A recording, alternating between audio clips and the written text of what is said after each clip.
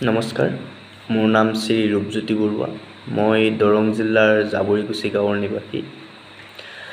আজি এই ভিডিঅ'টো বনালোঁ মই এটা বিশেষ কাৰণত। আজি 3 দিনমানৰ পৰা মই চক্ৰৱৰ্তী ৰাজগোপালাচাৰী চমুকৈ ৰাজাজী ডাঙৰীয়াৰ ৰচিত ৰামায়ণৰ অসমীয়া অনুবাদ কথা ৰামায়ণখন পঢ়ি আছিলোঁ। আৰু এই গ্ৰন্থখন অসমীয়া অনুবাদ কৰিছিলে আমাৰ বিশিষ্ট অনুবাদক প্ৰদীপ শইকীয়া ডাঙৰীয়াদেৱে। তেখেতে বহুকেইখন গ্ৰন্থ অসমীয়ালৈ অনুবাদ কৰিছে। এই গ্ৰন্থখন মোৰ হাতত লাগিল আৰু পঢ়িব ল'লোঁ। পঢ়ি থাকোঁতে মোৰ মনত এনেকুৱা এটা ভাৱ আহিল যে মই পঢ়ি আছোঁ এই গ্ৰন্থখন। আজি পঢ়িছোঁ, কালিলৈ হয়তো কাম কৰি থকা কামৰ মাজত গ্ৰন্থখনৰ কথা হয়তো পাহৰি যাম দুদিন পিছত। সেইকাৰণে ভাবিলোঁ কথাখিনি মই ভিডিঅ' আকাৰে ৰাখি থৈ দিওঁ।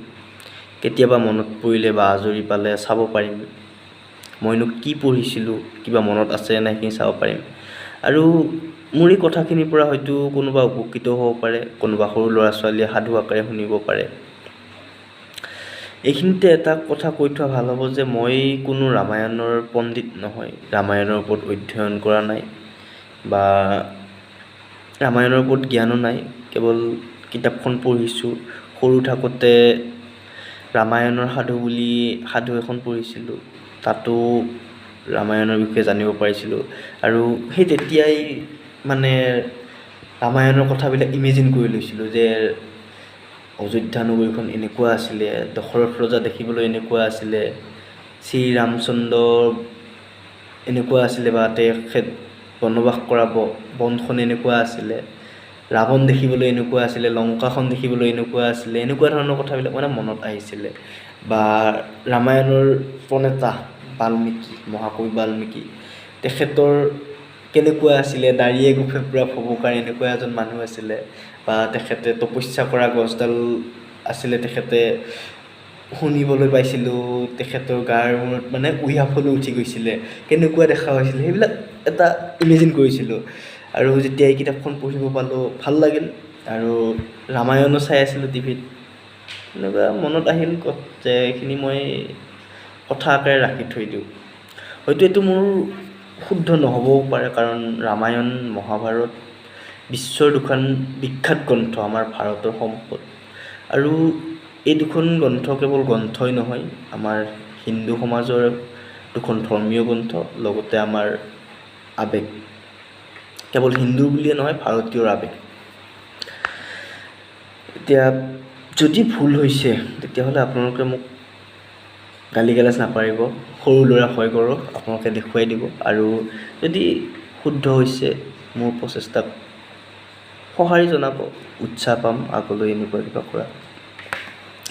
এতিয়া কথা হ'ল, ৰামায়ণ ৰচনা কৰিছিলে মহাকবি বাল্মীকিয়ে।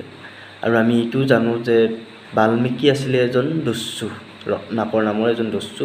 তেখেতে জীৱনৰ এটা বয়স এনেকুৱা বদমাচি কৰি কটাইছিলে, ডকাইতি চোৰ ডকাইত কৰি কটাইছিলে। তাৰপিছত তেখেতে এদিন জ্ঞান পালে। আৰু তেখেতে জ্ঞান পোৱাৰো এটা কথা আছে, কাহিনী এটা আছে, সেইটোও এটা বেলেগ কাহিনী। কেনেকৈ তেখেতে জ্ঞান পালে, তেখেতৰ পাপৰ বোজা ঘৰৰ মানুহে ল'বনে নলয় সেই কথা যেতিয়া সুধিলে, এনেকুৱা এটা কাহিনী আছে। আমি আজি মেইনকৈ আলোচনা কৰিম ৰামায়ণৰ কাহিনী, গতিকে বাল্মীকিৰ কথা থাকক বাৰু। তেখেতে ৰামায়ণ ৰচনা কৰিছিলে আৰু দস্যুৰ পৰা এজন সাধু পুৰুষলৈ ৰূপান্তৰিত হৈছিলে। ইয়াৰ পৰা আমি এইটোও জানিব পাৰোঁ যে একেটা জীৱনতে এজন মানুহে বহুত কিবা কিবি কৰিব পাৰে। জীৱনৰ হয়তো আধা সময় বা কিছু সময় তেখেতে জানি শুনিয়েই হওক বা ভুলবশতই হওক অথলে যাব পাৰে বা বেয়া কামতো খৰচ কৰিব পাৰে। আৰু সেই কামটোৰ বাবে তেওঁ হয়তো হতাশ হৈ জীৱনৰ সকলো বাদ দি দিব পাৰে বা জীৱনৰ প্ৰতি এটা অনিচ্ছা ভাৱ আহিব পাৰে। কিন্তু এইটো নহয় যে সেই কামটোৰ কাৰণে মোৰ জীৱনৰ সকলো শেষ হৈ গ'ল। আমি তাক আকৌ সজাই পৰাই তুলিব পাৰোঁ, নিজকে পৰিৱৰ্তন কৰিব পাৰোঁ। তাৰ উদাহৰণ আমাৰ ৰত্নাকৰ দস্যুৰ পৰা মহাকবি, মহাসাধু এজন ঋষিমুনিলৈ ৰূপান্তৰিত হোৱা বাল্মীকিয়ে ৰামায়ণ ৰচনা কৰিছিলে। আৰু এটা প্ৰবাদ আছে যে ৰামায়ণখন তেখেতে প্ৰভু শ্ৰী ৰামচন্দ্ৰৰ জীৱনকালত ৰচনা কৰিছিলে। কিন্তু এই কিতাপখন পঢ়া বা আগত কিবা ৰামায়ণৰ ওপৰত পঢ়া প্ৰবন্ধৰ পৰা এইটো কথা জানো যে গম পোৱা গৈছে যে ৰামায়ণখন বাল্মীকিয়ে ৰামচন্দ্ৰৰ জীৱনকালত নহয়, কাৰণ বাল্মীকি ৰামায়ণ ৰচনা কৰা বহু আগৰ পৰাই ৰামায়ণৰ কাহিনীবিলাক মানুহৰ মুখে মুখে প্ৰচলিত হৈ আহিছিল আৰু এটা সময়ত গ্ৰন্থ আকাৰে বাল্মীকিয়ে লিখি উলিয়ালে।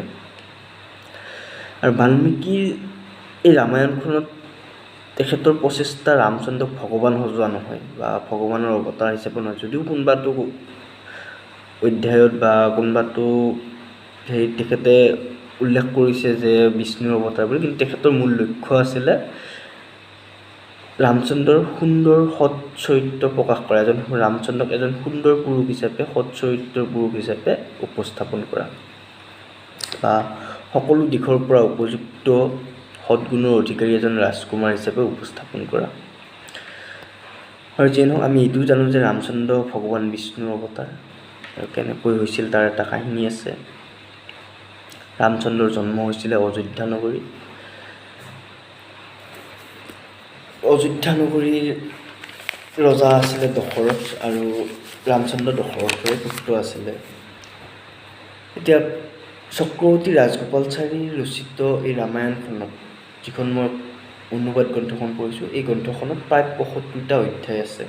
আৰু এই ৭৫টা অধ্যায়ৰ মই আজি প্ৰস্তাৱনাৰ পৰা মানে আৰম্ভণিৰ পৰা আলোচনা কৰিম। এতিয়া আৰম্ভণিতে আছে কি, গংগা নদীৰ উত্তৰ দিশে এখন ৰাজ্য আছিল, কোশল ৰাজ্য, আৰু এই কোশল ৰাজ্যৰ ৰাজধানী আছিলে অযোধ্যা। বৰ্তমানো ৰাজধানী থাকে, প্ৰত্যেক দেশৰে ৰাজধানী আছে।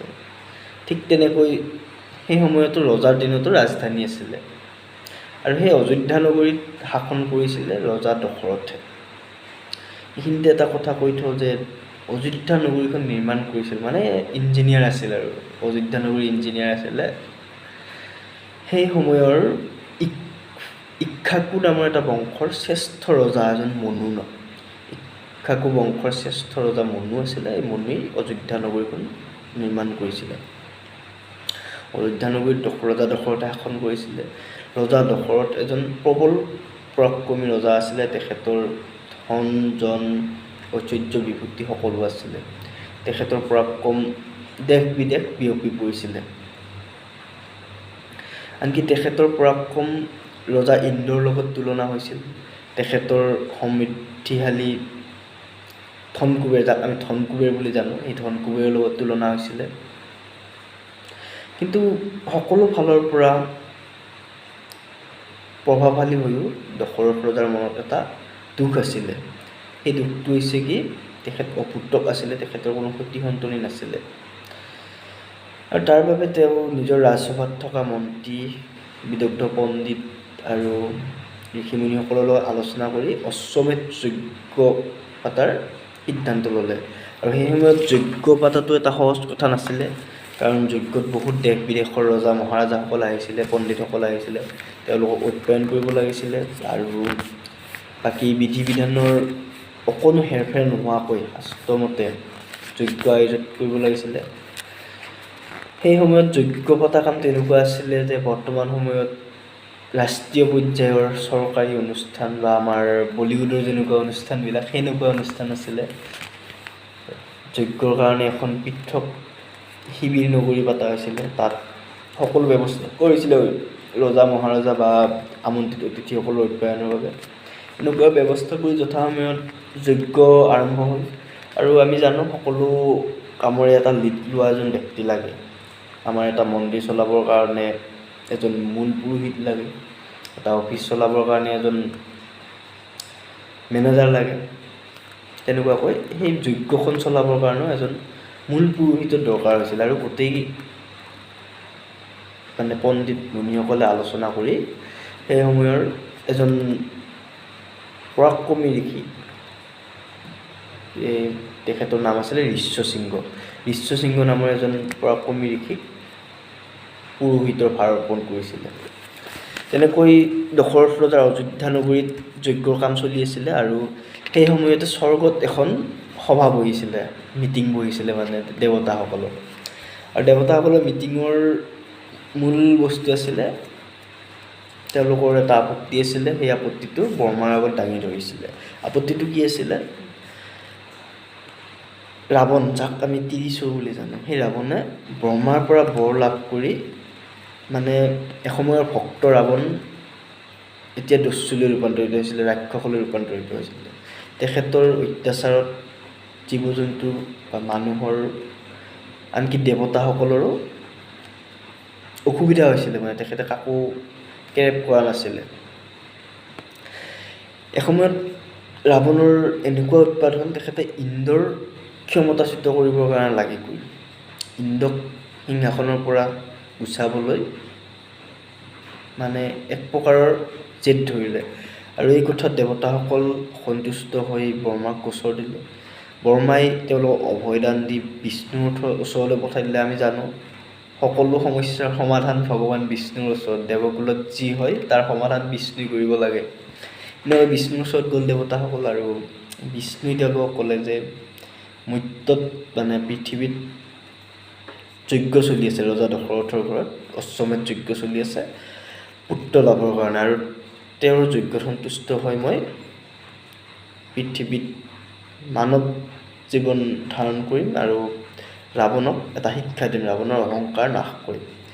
কথামতেই কাম, ইয়াতে যজ্ঞত চলি আছে সময়মতে, শাস্ত্ৰৰ বিধি বিধান মতে, আৰু যজ্ঞ সন্তুষ্ট হৈ যজ্ঞৰ অগ্নিকুণ্ডৰ পৰা এজন দিব্য পুৰুষৰ আৱিৰ্ভাৱ হ'ল। আৰু সেই দিব্য পুৰুষৰ হাতত এটি সোণৰ পাত্ৰ, আৰু সেই পাত্ৰত আছিলে পায়স।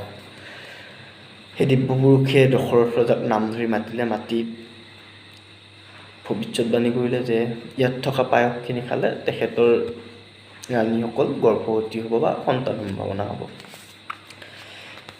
আৰু সেই দিব্য পুৰুষৰ কথাত পায়সৰ পাত্ৰটো ৰজাই মানে সাগৰৰ মাণিক পোৱালি পালে, এটা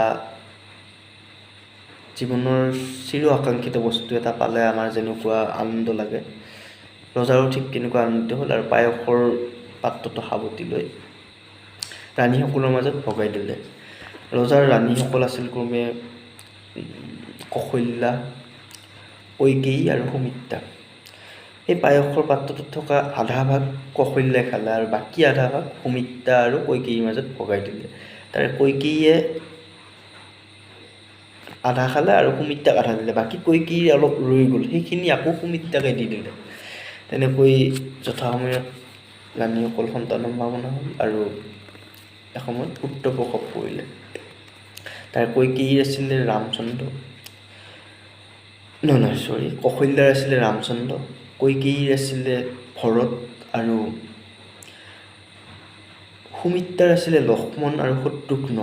এটা প্ৰবাদ আছে যে এই পায়সৰ পৰিমাণ যোনে যেনেকৈ খাইছিলে সেইমতে সন্তানসমূহ বিষ্ণুৰ গুণ সম্পন্ন। কৌশল্যাই আধা ভাগ খাইছিল কাৰণে ভগৱান বিষ্ণুৰ ৰামচন্দ্ৰক মানে কি অৰ্ধ বিষ্ণু বুলি কোৱা হয়, আৰু সুমিত্ৰাই দুবাৰকৈ খাব পাইছিল বাবে তেওঁ যম সন্তান হ'ল লক্ষ্মণ আৰু শত্ৰুঘ্ন। আৰু যাই নহওক, দশৰথ ৰজাই আনন্দিত হ'ল, পুত্ৰ পালে, জীৱনৰ আদবয়সত হ'লেও এটা বিচৰা বস্তু পালে, তেখেতৰ বংশ ৰক্ষাৰ বাবে উত্তৰাধিকাৰী পালে। বাকী যি নহওক, আজি আমি প্ৰস্তাৱনাখিনি আলোচনা কৰিলোঁ, ৰামৰ জন্মটো গম পালোঁ। ইয়াৰ পিছত বাকী কাহিনীখিনি, বাকী অধ্যায়কেইটা পিছত আলোচনা কৰিম। আজি এইখিনিলৈ সামৰিলোঁ। এতিয়া এইখিনিত যদি কিবা ভুল হৈছে বা মই কিবা ভুল কৰিছোঁ মোক জনাব, এনেকুৱা নকৰোঁ পিছলৈ। আৰু যদি ভাল পাইছে অলপ উৎসাহ যোগাব। ধন্যবাদ।